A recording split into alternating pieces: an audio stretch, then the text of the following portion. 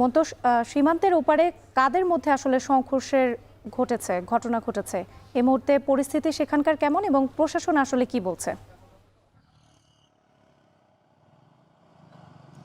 রাত্রি একটু যদি জানিয়ে রাখি, মিয়ানমারের যে রাখাইন রাজ্যটি রয়েছে, যেটি কক্সবাজারের টেকনাফ উপজেলার যে টেকনাফ সীমান্ত, সে ঠিক তার ওপারেই হচ্ছে মিয়ানমারের রাখাইন রাজ্য। এবং সেখানে মিয়ানমারের সশস্ত্র যে বিদ্রোহী গোষ্ঠী আরাকান আর্মি রয়েছে, সেই আরাকান আর্মির দখলে কিন্তু বর্তমানে রাখাইন রাজ্যের অধিকাংশ এলাকার নিয়ন্ত্রণ কিন্তু তাদের দখলে রয়েছে। এবং এই যে পরিস্থিতি, এটিতে কিন্তু আমরা দেখছি যে সম্প্রতি এখানে রোহিঙ্গাদের যে সশস্ত্র বিদ্রোহী গোষ্ঠী আরসা রয়েছে, তাদের সাথে এই মিয়ানমারের যে সশস্ত্র বিদ্রোহী গোষ্ঠী আরাকান আর্মি, তাদের আসলে আধিপত্য বিস্তার নিয়ে গত কয়েকদিন ধরে সংঘাত সংঘর্ষ চলে আসছে। এবং গতকাল রাতভর আসলে এখানে সংঘাত সংঘর্ষ হয়েছে।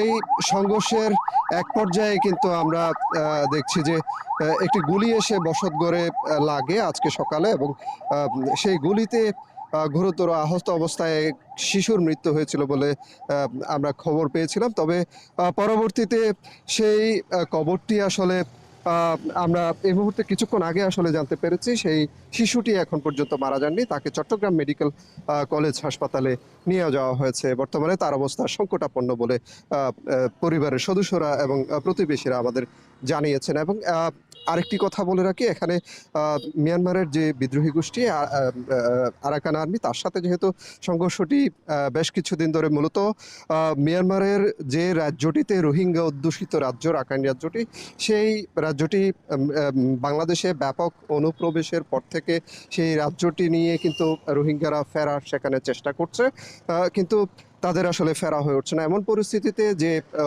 সেখানে উত্তেজনাকর পরিস্থিতি তৈরি হয়েছে, সেটির প্রভাব কিন্তু বাংলাদেশের সীমান্তবর্তী এলাকায় পড়েছে এবং এখানকার মানুষ কিন্তু আতঙ্কে রয়েছেন। আমরা সকালের ঘটনার পরে আমরা দেখেছি যে এখানে বিক্ষুব্ধ লোকজন হোয়াইকংয়ের যে তেচ্চি ব্রিজ এলাকা আছে, সেই এলাকাটিতে বিক্ষোভ করেছিলেন এবং সেখানে কিছুক্ষণের জন্য তারা সড়ক অবরোধ করে রাখেন। প্রায় 1 ঘন্টা ধরে তারা সড়ক অবরোধ করে রাখেন। এর প্রেক্ষিতে সেনাবাহিনীর একটি টিম এখানে ঘটনাস্থলে আসে এবং এপিবিএন সদস্যরা আসেন, বিজিবি সদস্যরা রয়েছেন, পুলিশ সদস্যরা রয়েছেন।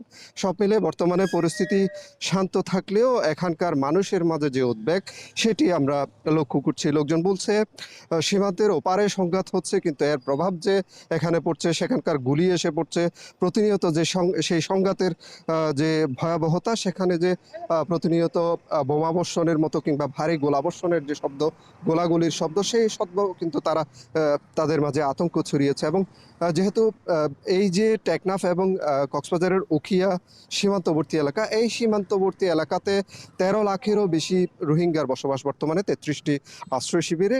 এই রোহিঙ্গা জনগোষ্ঠীর একটি অংশ কিন্তু সন্ত্রাসী কার্যকলাপের সাথে জড়িত, এমন অভিযোগও রয়েছে। সব মিলে এই যে রোহিঙ্গাদের একটি বিদ্রোহী গোষ্ঠী এবং এবং মিয়ানমারের যে রাখাইন রাজ্যের যাদের নিয়ন্ত্রণ রয়েছে, সেই আরাকান আর্মির মধ্যে যে সংঘাত সংঘর্ষ, সেটি মিয়ানমারের অভ্যন্তরে বাংলাদেশের যে শূন্যরেখা, সেই শূন্যরেখার ওপারেই কিন্তু সংঘটিত হয়েছে।